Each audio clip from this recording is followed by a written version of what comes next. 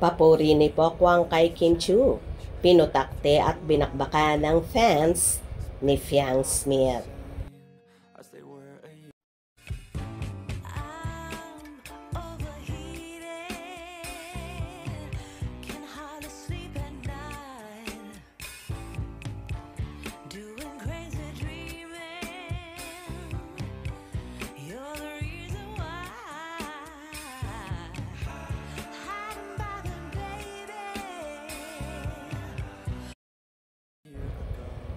Gigil na gigil ang fans ni Fiang Smith kay Pokwang, kaya super comment sila sa mismong ex account ng komedyante.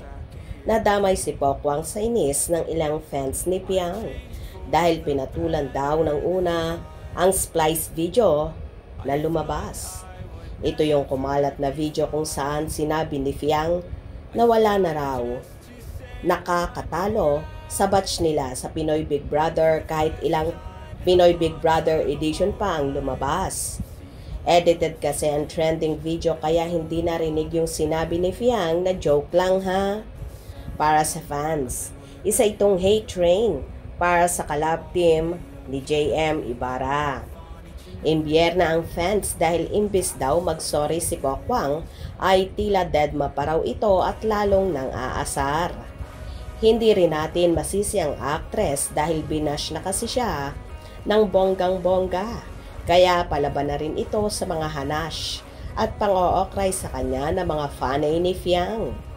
Tila mas lalong lumaki ang galit nila sa kapuso host comedian kaya sunod-sunod ang mga pang-ookray nila rito. I don't get it.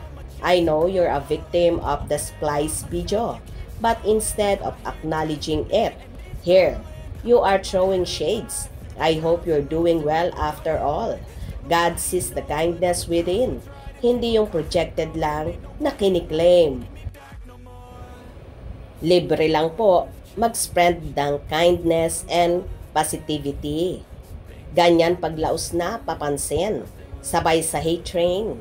Ha ha ha ha, sana hindi mo maranasan yung sakit na nararamdaman nung nanay, nung tao ha.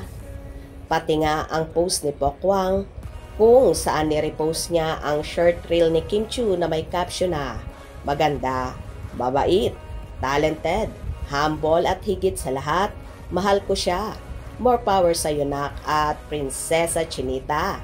Ay pinutakti ng hindi kaaya-ayang komento. Kimi, you know, Fiang Ji as well. Please tell Mamang Pokwang how generous and genuine Fiang is. Hindi yung nakikisakay sa splice video, dealing hate train kay Fiang. Pati si Kimi ginamit para low-key magparinig kay Fiang, kadiri. Pokwang idol ka po namin dahil sa galing mo. Pero ganyan pala kayo naniniwala agad without fact-checking the whole video. Mag-focus ka na lang magpaganda at Pokwang 27. Hindi pati yung 19 years old, papatulan mo pa. Watch mo full video bago ka mag-react o comment. Diyos ko, kakahiya. Siyempre to the rescue supporters ni Mamang. Palaban din sila tulad ni Pokwang. Truth, hurts ba te?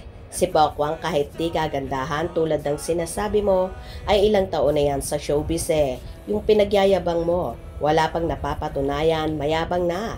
Kahit kayong fans, ang yabang nyo, sige ka.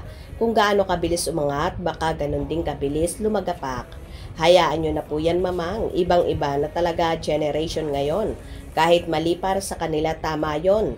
Kasi idol nila yon, mas maganda pa din kahit iniidolo nyo yung taong alam nyo.